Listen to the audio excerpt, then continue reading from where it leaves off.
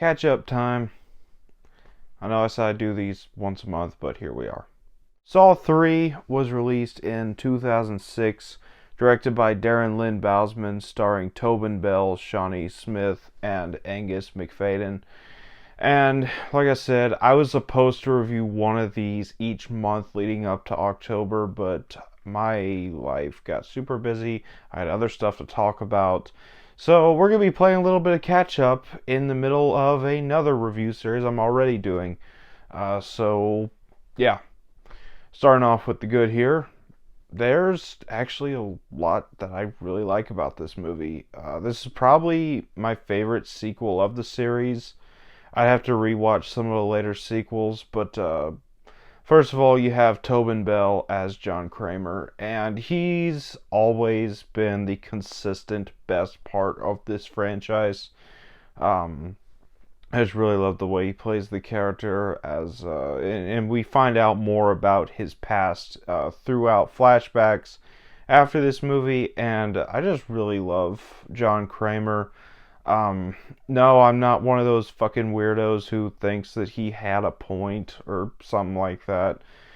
But I do really love the way Tobin Bell plays the character. Then you have Shawnee Smith as Amanda, and she was revealed to be an accomplice of John Kramer during the final twist of the second movie. And this movie is where you get her as a full accomplice. And I really love the way that she plays the character as well. Obviously, she was in the first and second movie, but she gets a really great chance to shine in this movie specifically. I love the way she's trying to struggle with her loyalty to John Kramer and also wanting to be her own person. And finally, of the main characters I want to talk about, we have Jeff, played by Angus Macfadyen. This character has become the butt of a lot of jokes within the Saw franchise fan base because of how slow he was to react to just about every situation he was put in. But when you think about the context of what this character is going through, it makes sense. First of all, Angus Macfadyen does a really great job as Jeff. He plays this grieving, broken man very, very well. And his whole arc is learning to move on from the death of his son, which was a very tragic accident that happened. And the reason why he's so slow to react to these situations he's put in is because he's forced with the choice to save the lives of these people who prevented him from getting justice for his son. Just the way people make fun of him for being slow, it makes sense in the context of his character why he's being slow. But yeah, I just really like Jeff as a character. He's one of my favorite protagonists in the Saw franchise. And outside of the characters, you have a pretty good story, which I've already described as Jeff being tested to learn how to forgive and let go. And I really enjoyed that message of how do we forgive someone who's done something terrible to us. And sometimes people can't do that. And I really love the traps in here. First, you have that very, very brutal rib trap from near the opening of the movie.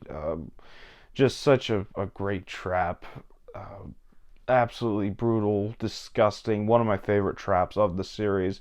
And then you have a couple traps that are a little generic. You have the freezing water trap, and then the pig grinder trap. Those are a little generic, yes, but it's all made up for with the rack, and also one of my favorite traps of the franchise. I just really love the rack sequence. It's very it's very hard to watch, very cringe-inducing, but it's still a really good trap. And also the editing with the Saw movies, with the quick cuts and all that, It's just fun to watch them, especially with all the quick cuts and the high pace editing. And also the soundtrack and score, like with a usual Saw movie, it's pretty damn good as well. But that's about all for the good. On to the bad.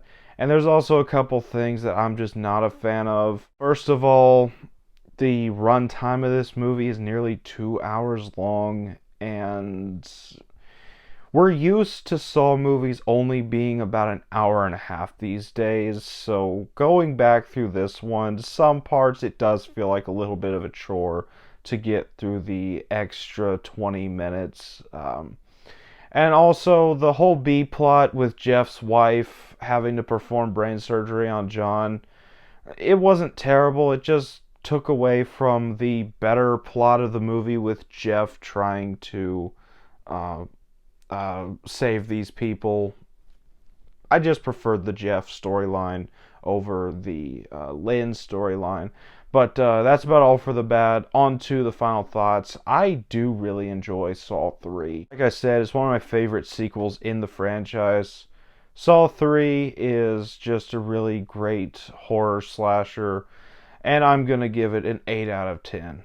So that was my thoughts on Saw 3. Have you seen this movie? Let me know down in the comments what you thought about it. As always, if you enjoyed this video, don't forget to like, comment, subscribe, and I'll see you all next time.